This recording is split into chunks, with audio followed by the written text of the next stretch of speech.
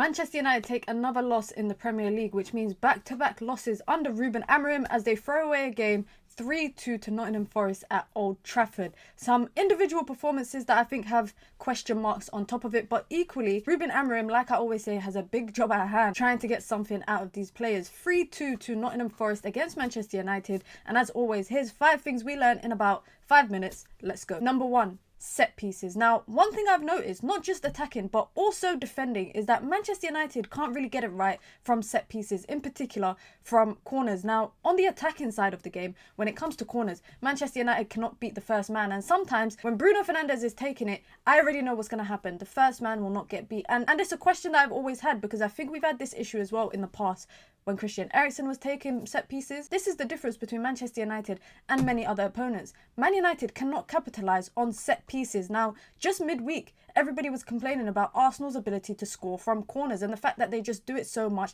and some people even question the manner in which they do it. But the most important part is they capitalise on set pieces, and that takes me to my point about set pieces on the defending side. Manchester United concede another corner today, and what happens? Lisandro Martinez, 91 seconds in, gets dunked on completely. And this is where my question comes from, just like in the midweek game, is why is Manchester United defending in a zonal strategy? Defenders do not man mark, they do not pick up a particular player, they defend in a zone.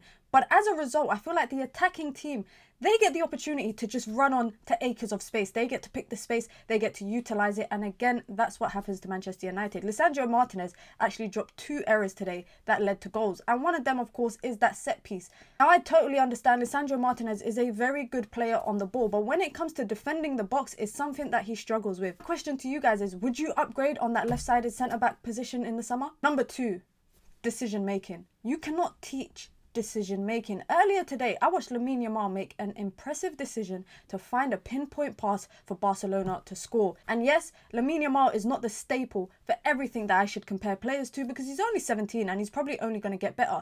But decision making cannot be taught, and a lot of players at Manchester United lack that. Today, I saw Diogo Dalot go 0 for 9 from crosses. Now, he's playing on his weaker side, or prefers to play on the right, but spamming crosses is not the answer. Now, another thing that I saw Diogo Dalot do, and I don't want to single him out because I feel like there was a lot of players that made errors today and made poor decisions, but 2 times today I saw him take a shot from outside of the box, which was completely unnecessary, slows down the game, slows down the transition for Manchester United, and just wastes an opportunity to get a clearer chance. It's abysmal decision making, and it's not just him. Bruno Fernandes makes a bad decision as well that leads to a goal. Arguably, maybe Onana should stop it, but there is a curve on it that puts him off. And another bad decision as well from Lisandro Martinez for Chris Wood's goal, where he just watches the ball go past him at the back post. Poor decision making across this team is a problem that Ruben Amorim has to deal with. And like I said, you cannot teach decision making to seasoned professionals. I think you can teach it to academy players, but not to professionals. That leads me to my 3rd point. Some of the goals today was down to individual errors. I feel like Manchester United have this issue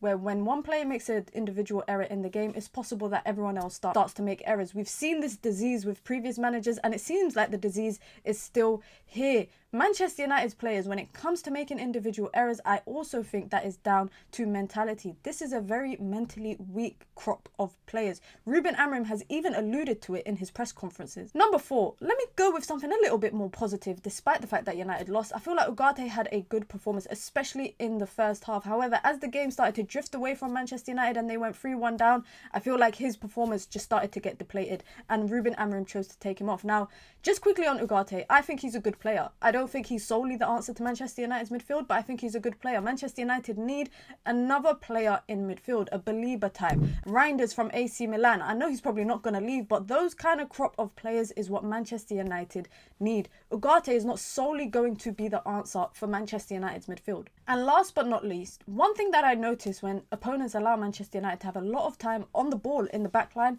is that De Ligt in the central centre-back position cannot really advance the ball. He takes a lot of time on the ball, and this is why I think Maguire is a better performer than him. I'm not saying Maguire is better than him. I'm saying in this particular attribute, Maguire is better. Now, will Manchester United go out and buy another centre-back in the summer? Is the priority a left-sided centre-back? I'm not too sure, but today, Nottingham Forest sat off Manchester United whenever De Ligt had the ball, and it worked because Manchester United had no one to progress the ball through the middle. Nobody's making themselves available in the middle of the pitch. As a result, De Ligt goes to the side, he goes to the right, he goes to the left. They do that a lot. They pass side to side. That was one thing that I really noticed, and I'm not sure what Ruben Amorim will do about that. But when teams allow you to have a lot of time on the board, that means you are not a threat. That means they are not threatened by you. Now, I only went with 5 points, but I'm pretty sure I could go with so much more. But let me know. I have one question for you guys after this loss. What position do you think Manchester United need to upgrade as soon as possible? Is it the left wing back? Is it up front? I didn't even get the chance to talk about up front and the big chances that Manchester United keep missing. Do you think it's one of the 10s? Do Manchester United need to upgrade there? Do Manchester United need to upgrade in the back line, in the middle of the pitch? Where do you think is the biggest priority for Manchester United to upgrade in the starting 11? As always, this is 5 things in 5. Make sure you guys hit the like button and please do subscribe if you are new, and comment down below your thoughts about the game. It's another loss for Manchester United, 2 on the bounce under Ruben Amorim, and he said it himself before the Arsenal game, there's a storm coming. I think we're starting to feel trickles of the rain.